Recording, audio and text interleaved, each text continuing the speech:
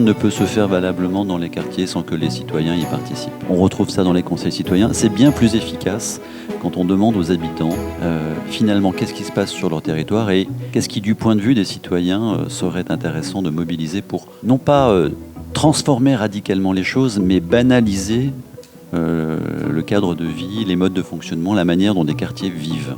Les priorités nationales sont des priorités nationales, c'est-à-dire c'est des priorités que la société dans sa globalité se donne en se disant il faut qu'on traite de ces problèmes-là pour arriver à continuer à vivre ensemble. C'est bien ça le rôle des conseils citoyens, que d'arriver à porter des grands enjeux et des grandes politiques à l'échelle d'un quartier, à l'échelle d'un territoire, pour qu'on finisse par continuer à vivre ensemble de manière correcte. Eh bien, c'est la quatrième démarche, quatrième fois plus exactement qu'on réunit les conseillers citoyens. Il y en a 474 dans le département. Alors, ce qui est important, c'est de pouvoir aussi leur faire copartager, parce que chacun vit dans son chez soi, si je puis dire, voir un peu ce qui se passe ailleurs, apporter de l'information descendante. Ça, c'est ce que on a fait ce matin. Avoir des moments d'échange avec un certain nombre d'ateliers sur un certain nombre de thématiques. On fait descendre de l'information, mais on attend aussi qu'il puisse y avoir des témoignages sur ce qui a fonctionné, ce qui n'a pas fonctionné, et ce qui aussi, dans les bonnes pratiques, peut migrer d'un quartier vers un autre. À la fois de la participation, du témoignage, et également de l'apport de démocratie participative, c'est-à-dire aussi de pouvoir s'exprimer. Après une intervention par Madame Yang et Monsieur le préfet de l'Hérault, Monsieur Carponcin et Madame Maté ont présenté diverses actualités de la politique de la ville, telles que les 10 mesures prises par l'État pour soutenir les conseils citoyens, les protocoles d'engagement réciproques renforcés, par lesquels les contrats de ville sont prolongés jusqu'en 2022, ou bien encore les postes d'adultes relais, ou la stratégie nationale de prévention et de lutte contre la pauvreté.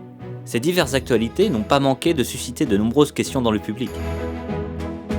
Du fonds de participation des habitants, le FPH. Moi, j'aimerais savoir ce qu'il en est effectivement sur cette question particulière dans l'Hérault. Il y a un tout petit quartier, parce qu'il y a un petit peu plus de 1000 habitants, et qui fait qu'il y a un certain nombre d'éléments que vous avez présentés où on n'y a pas droit, où on a des difficultés à y accéder.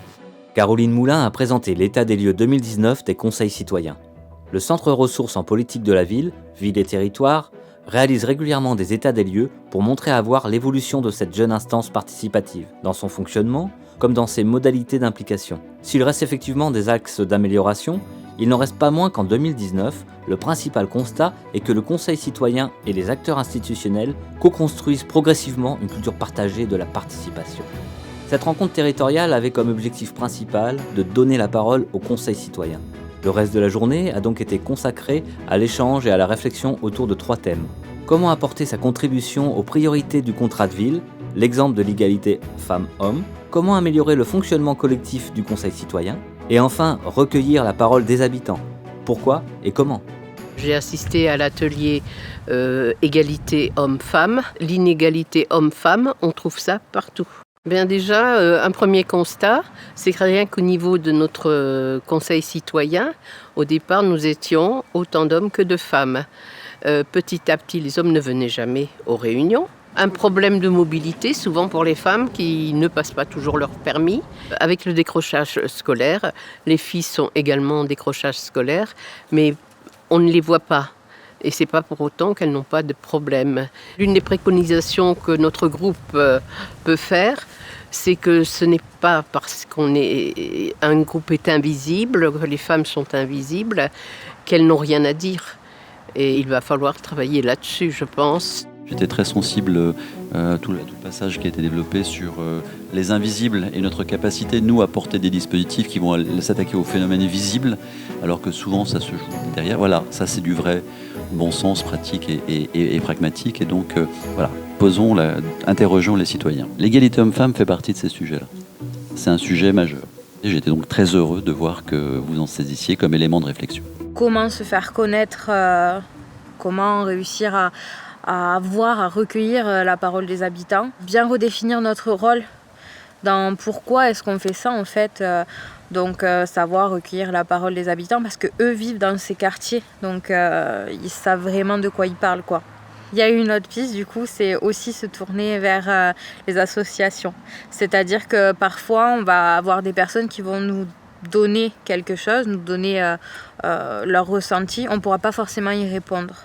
Par contre, ce qu'on peut faire en tant que conseiller citoyen et avec nos moyens, du coup, c'est les amener vers d'autres acteurs comme des associations, etc., qui, eux, sont capables de répondre à leurs attentes. Comment accomplir notre rôle et comment restituer tout ce qu'on venait en fait de récolter. C'est-à-dire quand on avait la parole des habitants, qu'est-ce qu'on en fait ? Être vraiment présent dans leur vie, déambuler dans les quartiers pour pouvoir récolter leurs paroles. Donc créer des questionnaires adaptés. On ne peut pas tout accomplir, mais on peut prendre leurs paroles, prendre leurs besoins en considération et le donner en fait aux acteurs qui peuvent, eux, répondre ou non aux habitants.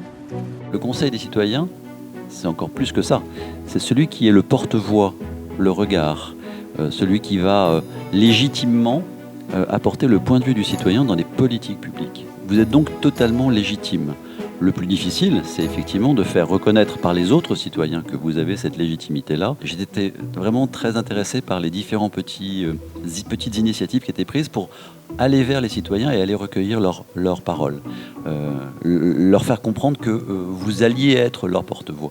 C'est essentiel, c'est important. Et vraiment, je suis ravi de voir que c'est extrêmement bien fait. Le fonctionnement du Conseil citoyen et comment l'améliorer. Principe déjà, un conseil citoyen, il est collectif. Alors, qu'est-ce qui a émergé ? Donc, il y avait un peu une diversité de vues. Donc, il y en a des conseils citoyens, ils étaient pour c'est-à-dire que ça soit ouvert à tout le monde, qu'il n'y ait pas des tâches spécifiques pour chacun. Se constituer en association pour que les pouvoirs publics aient une personne morale, un interlocuteur. Et de l'autre partie, ceux qui disent non, on veut parler comme ça, chacun doit avoir la même parole. Mais en fait, ça revient au même. Pourquoi ? Parce que les conseils citoyens, on a un président, une secrétaire, mais on a tous la même voix. Nos voix, elles pèsent tous pareil. Ce qui a émergé de fort et d'un peu nouveau, c'est un besoin en formation pour pouvoir assister au comité de pilotage et pouvoir prendre la parole et transmettre la parole des habitants. J'étais très sensible également aux propositions qui étaient faites d'imaginer des structures tournantes, des responsabilités tournantes, des représentations tournantes.